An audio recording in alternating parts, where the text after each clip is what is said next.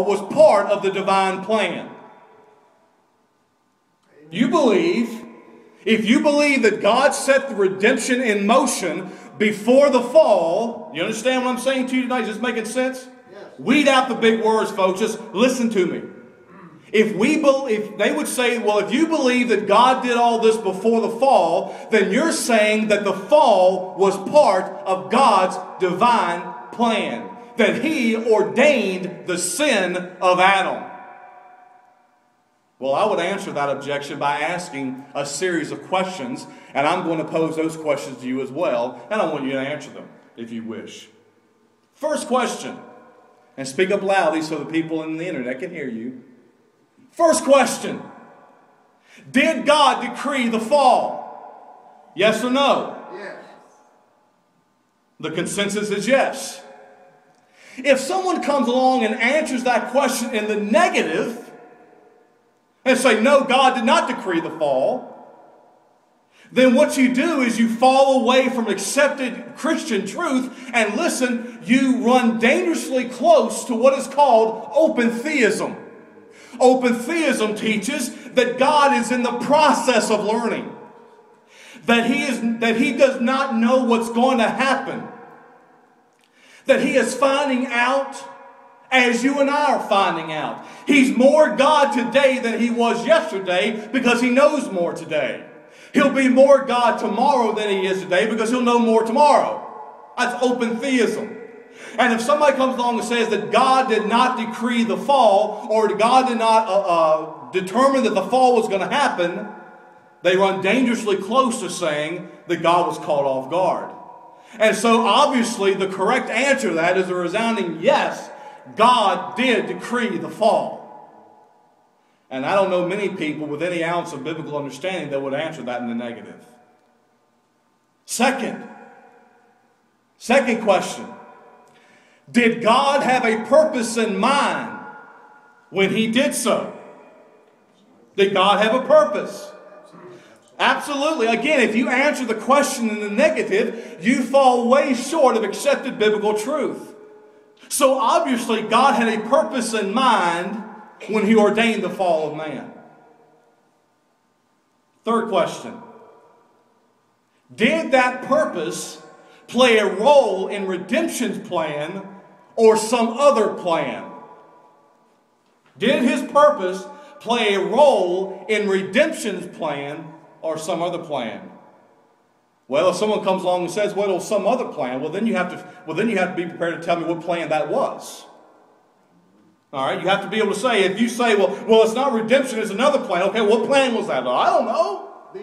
B, plan B. Well, what was plan B? I'm not sure. But it couldn't have been plan A. And listen to me, folks. If you say that God did not have a purpose, then you're saying that God's first purpose was frustrated and caused God to have to step back and punt and come up with another plan. Which I believe is not the belief of anyone in this auditorium tonight. We all believe that God ordained the fall. He ordained the fall with a purpose, and that purpose was toward redemption's plan. And here's where I want to bring it down to you, folks, with the verse we're looking at right now, the hour. Jesus says the hour is come. Since God decreed the fall, and He did so with a purpose, and that purpose was part of redemption's plan, then what was the hour? Then when was the hour that Jesus is speaking about planned? Before the foundation of the world. It is very critical, folks, that we understand that the plan of redemption in the mind of God was not an afterthought. That before there was ever any creation, when it was nothing in existence but the Trinity, redemption's plan was intact. And God is not sitting in heaven saying, oops, oh no, Adam sinned. I'm going to have to come up with something else. What am I going to do now? Now that sounds a little ridiculous to us, doesn't it? For someone to even entertain that. For someone even to think that God's sitting up in heaven having to come up with another plan. But let me tell you something, folks. There are many, many people that if you took what they believed about God and His decree and you forced them to be consistent in their theology, this is exactly the conclusion that they would have to come up with. Someone who denies the doctrine, for example, someone who denies the doctrine of election the way the Bible teaches it, but yet at the same time believes in the decree of God, can only get from point A to point B through theological inconsistencies. They can't be consistent in their thinking and their theology and get from A to B. And if you take somebody with what some people believe about God and you force them to be consistent, then people who deny the doctrine of the decree of God are all universalists. They believe everybody is going to heaven. They have to believe that if they are consistent in their theology, don't they? They have to believe that everybody's going to heaven. And I'll explain that to you in private if you wish to discuss it. You say, Pastor, so you mean that God ordained and planned the fall of Adam? That's exactly what I'm saying.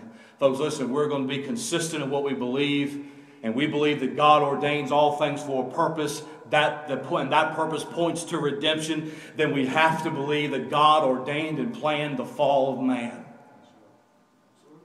That's why Jesus said the hour has come. Everything that we planned, everything that we set in motion is about to happen.